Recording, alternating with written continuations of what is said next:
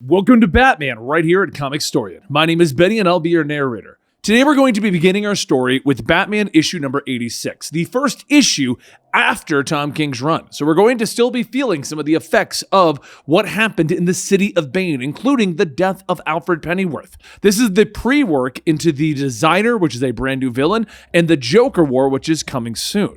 So welcome to the beginning. I hope you guys enjoy. As the rain pours down into a Gotham alleyway, a man falls to his knees, vomiting blood, asking, "What did you do? What the hell did you do?" A female voice asks the man should she tell him about the Cornix Fleckery. It's a breed of jellyfish that contained enough venom in its body to kill 60 men. A sting from a single specimen can bring an adult man to cardiac arrest in just over a minute. But in the hands of an expert, it can be so much worse. The woman walks past the dying man and into the bar, asking if they believe the doorman has the audacity to ask her for a password. Merlin steps forward, stating that he would have thought the great Cheshire would have taken the advance and ran. Merlin then turns to the two men at the bar, stating that he knows the woman, but who are they?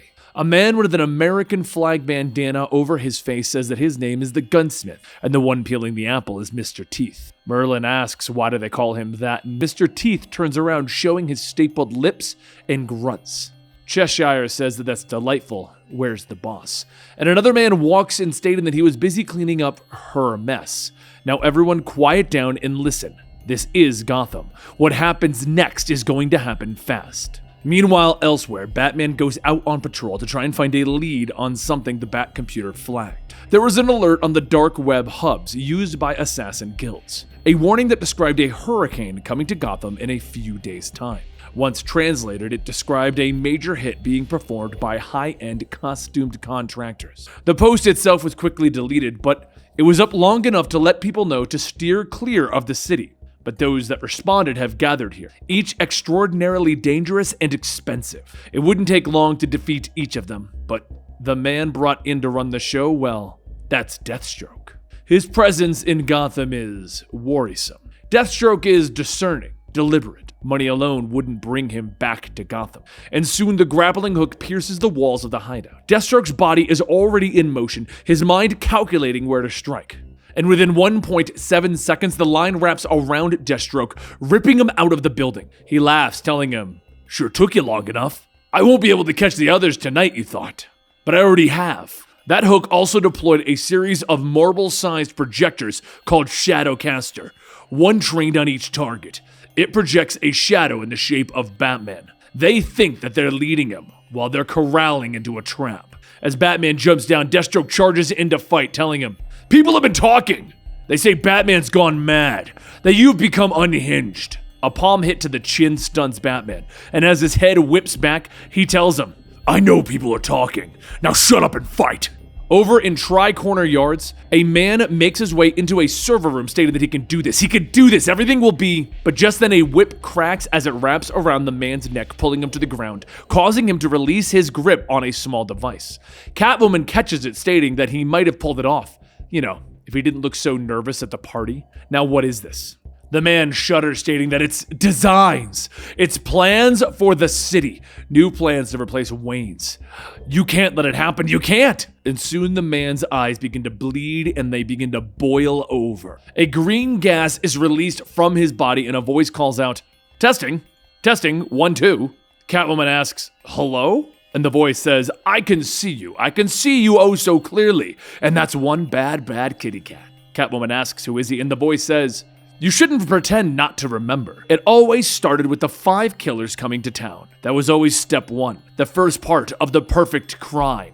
That's what you called it." Catwoman quietly says no under her breath, and the man falls to the ground as the voice continues speaking, stating that Bruce Wayne has a design for Gotham, but so did they. Back with Batman, he sits down bruised and bloodied, finally winning over Deathstroke. He calls up on his comms, "Alfred, be ready with 5 cells in black block." And after a moment of silence, Lucius responds, "I'm sorry, Alfred isn't here, Bruce." The rain beads off Batman's mask, and after a few silent moments, he asks him to forgive him. "It's been a long time. Call in the Night Climber. It's time to come home, Lucius." Elsewhere in the city, the Riddler stands at his terminal telling Penguin that he's taking it all in. Watching the city from every angle, listening through every microphone. Gotham has an equation, and he has set his magnificent mind in solving it. In solving it, he will also solve himself, a riddle with no solution, a riddle befitting a riddler. I haven't slept in 3 months. I'm starting to forget the sensation. Military-grade mind-enhancing amphetamines will do that. As the Penguin pulls his knife out of the man's throat, he says, I do not appreciate your intrusion. This is a private line and I am working. The Riddler tells him, listen, this is very important. I'm sorry, I haven't spoken to anyone but myself in quite some time. But anyway, 5 assassins have been apprehended by our mutual antagonist, the most expensive contract killers. This was the first part. It was always the first part. Penguin stabs at another man, stating, I knew what was happening an hour ago. I've already begun to act accordingly. This devil will find nothing of the Penguins worth taking. As the 5 assassins are taken into custody by the GCPD, Catwoman reports that she found blueprints. Someone is attempting to make a play for the Wayne rebuild. They've been looking into this for a week now. Do they have any idea who is moving against Bruce Wayne? What are they planning? And Batman tells her, I can hear the nervousness in your voice. What's wrong? What are you not saying? She says that sometimes seeing a man's head cooked from the inside isn't exactly a good thing to watch. Now focus up. There are dangerous people in this city and there's work to do. Later, in the black block of the GCPD, Batman stands before Deathstroke telling him, talk. And Deathstroke responds, fine, let's get this over with. I'm not gonna say who hired me. The others don't know, so don't even bother. Or do, who cares? This cage is cute and all, but it won't matter. The challenge will be nice.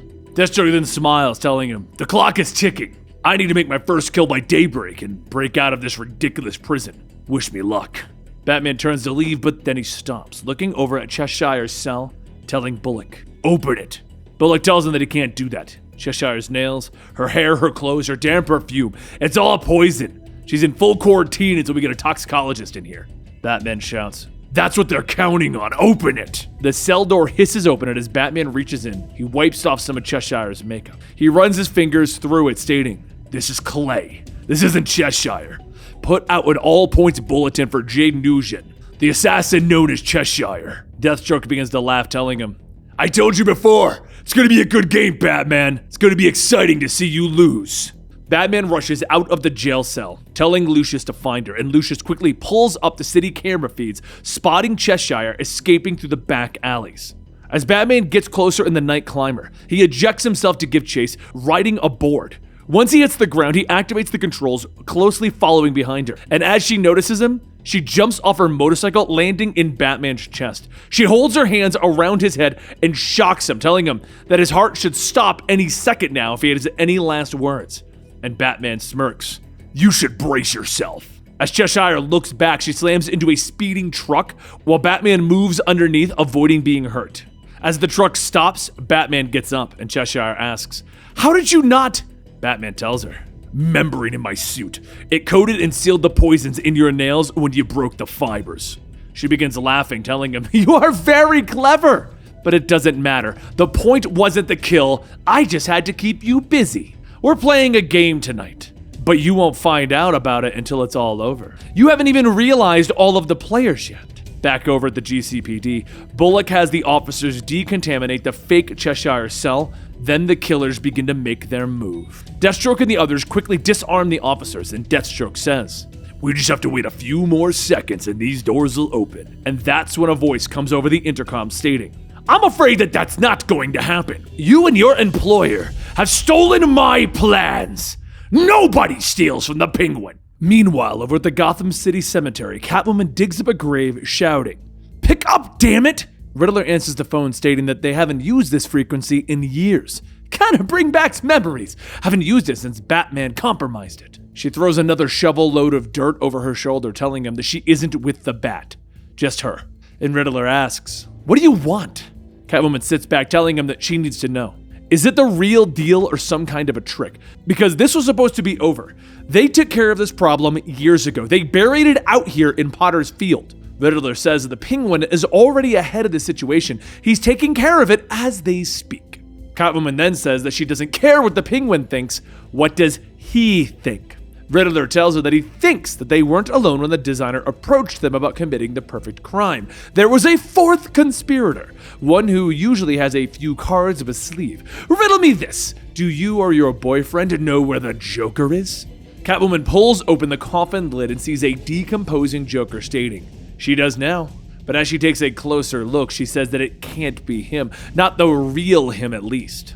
Riddler says that there is someone who could test it and find out. Why not radio him in? Catwoman remains silent and Riddler goes on, stating, "Lying comes easy to you, doesn't it? Still wondering if this whole thing might resolve itself without telling him? What are you going to do when he learns that you helped build? Is he going to look at you the same way as before, a lover, or just another villain like us? Either way, we're all probably going to die, and we all probably deserve it. I'm glad that you're going to have the hardest fall of us all, though. Don't bother calling back. This line is effectively dead. I would wish you good luck, but I don't really want good things to happen to you. So let's just leave it at farewell, Catwoman." As the connection ends, she screams, slamming her arms against the coffin. She pulls herself up, radioing over to Batman, stating that they need to talk. There's something that he needs to know. But before he could answer, a voice comes across, stating, "He can't hear you." She looks up to see the voice coming from the deceased Joker, and he continues, "Here, kitty kitty. You weren't going to go and break our deal, were you? You know what'll happen if you do. You know what the designer will do to you."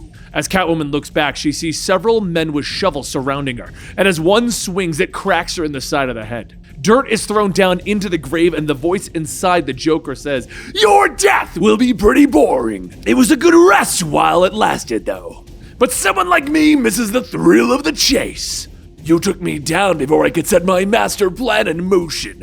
A perfect crime that would make me live forever, and now it's your time to pay for your transgression." Meanwhile, over at the meat processing facility, the Penguin shouts at the hanging Deathstroke, asking, "Do you know how much money this has cost me? Normally, it would have been enough to pay off a few officers to get inside of the new police building, but this is enough to start opening up investigations." Deathstroke shifts in his chains and drops to his feet, and as he lands, Penguin fires a few shots from his umbrella. Penguin goes on, stating, "We're both businessmen. How about we make a deal? We could end this now, or you could die. It's really that simple. For the three of you, I will double your contracts, maybe throw in a non-compete for good measure.